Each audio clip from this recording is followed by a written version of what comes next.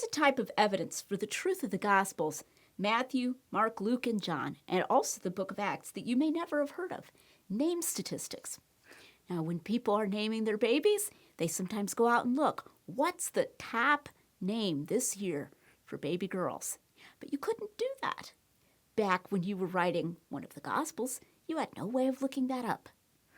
Scholars have examined many different sources of the names of Jewish people at the time of Jesus, in other times, and in other places. In Palestine, where he lived, in Egypt.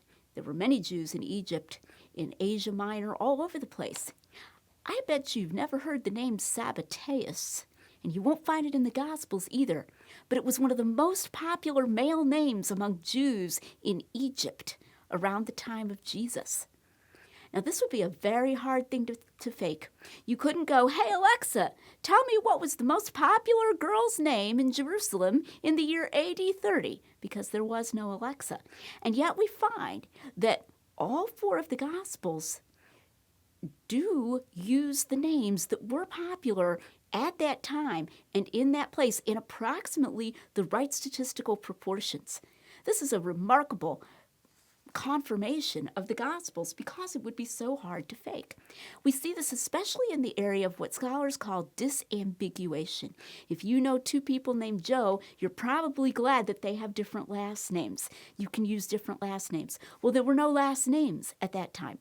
So people added second names. It might be the name of the person's father. It would be combined with Bar so-and-so, the son of so-and-so. Or it might be his profession, or it might be a nickname, something that was known about him.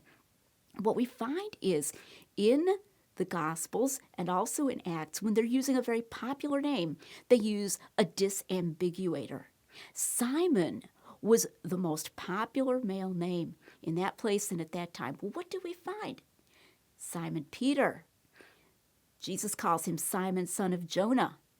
We find Simon the leper, Simon the tanner, Simon Magus, Simeon Niger.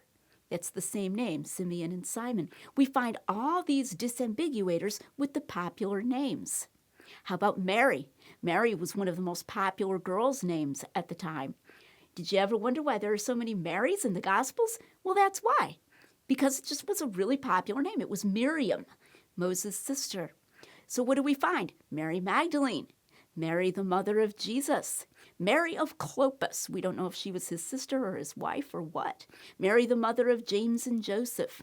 They had to have these other ways of telling you which Mary they were talking about. Think how hard that would be to fake. Not only would you use a popular name, but then you'd say, oh, and I have to be sure to use some different special second name to tell you which Simon I'm talking about. You couldn't fake that. It most likely comes up because these stories really happened, and these really were the people to whom these things happened.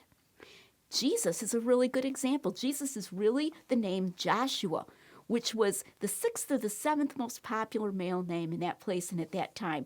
These are based upon inscriptions on ossuaries, which are bone boxes, writings of the time. All these are the things that scholars have brought together. Now, you find something very interesting. The people in the Gospels, when they're speaking, they'll say Jesus of Nazareth, or Jesus the Nazarene, or Jesus the son of Joseph, or Jesus who is called the Christ. But the narrator just says Jesus. All right, because to the narrator, there was only one Jesus.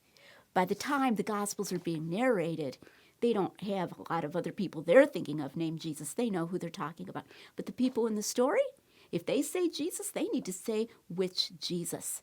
This distinction between the way that the narrator talks about Jesus and the way the people talk about Jesus, where the way the people talk about him is true to the time, again, would be extremely difficult to fake.